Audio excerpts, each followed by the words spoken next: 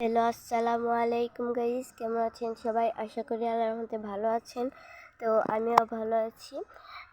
আজকে আমি আমাদের নানু বাড়ি এসেছি। তো নানু বাড়ির এই পাশটায় দেখছেন কত বড় বাগান। এই বাগানটায় পানি উঠে গেছে।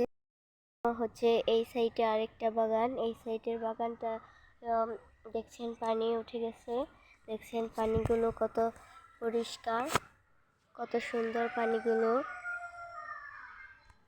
তো আপনাদের ওখানে কার কার বাসার ওইখানে বাগান আছে তারা কমেন্টে জানাবেন।